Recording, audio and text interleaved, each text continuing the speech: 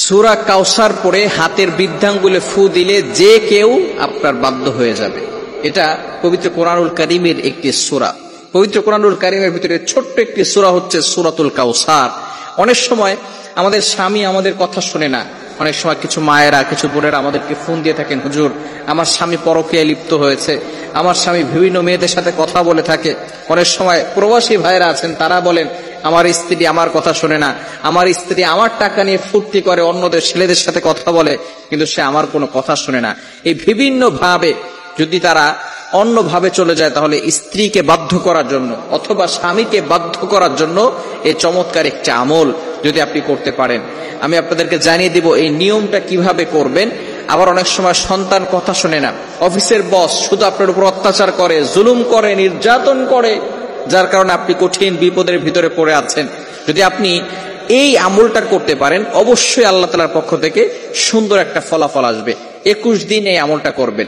আমলটি করবেন কিভাবে আমি আপনাদেরকে ভালো করে বলে দিচ্ছি। প্রথমে আপনি ওযু করবেন, পবিত্র অবস্থায় থাকবেন, অবশ্যই পবিত্র থাকতে হবে।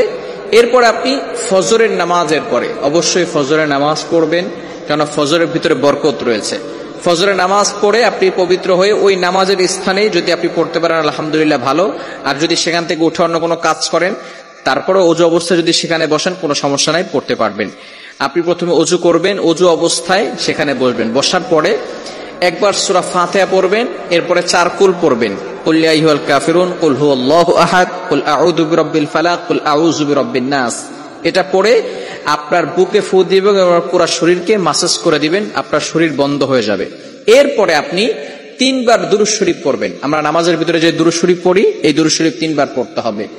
এই দুরূদ শরীফ 3 বার বলার পরে এরপর আপনি আউযু বিল্লাহ বিসমিল্লাহ সহকারে সূরা কাউসার পড়বেন 21 বার। কতবার?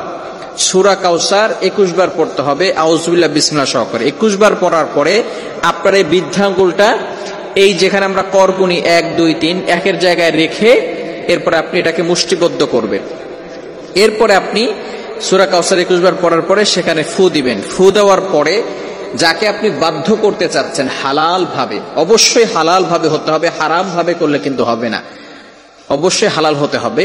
যাকে আপনি বাধ্য করতে চাচ্ছেন তার নাম 7 বার পড়বেন এবং তার পিতামাতার নাম 1 বার পড়বেন, এবং আপনি মনে মনে চিন্তা করবেন যে আমি তাকে হালাল ভাবে বাধ্য করতে চাচ্ছি এবং কোরআনিক ভাবে তাকে বাধ্য করতে চাচ্ছি।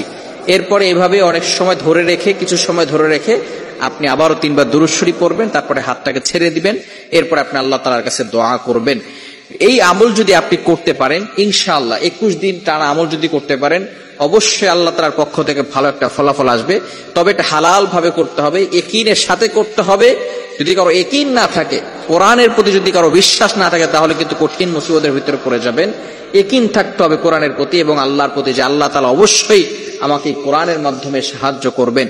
এবং হালাল পন্থা থাকতে হবে, হারাম কোনো কাজ করা যাবে না। বিশেষ করে ইয়াং পিপল যারা আছে, এটা শোনার পরে তারা একেবারে খুশিতে আত্মহারা হয়ে যাবে যে আমি আমার গার্লফ্রেন্ডকে এবার বিয়ে করার জন্য অথবা গার্লফ্রেন্ডকে পটানোর জন্য আমি পুরা ভালো একটা আমল পেয়ে গেছি। খবরদার, এটা করা যাবে না।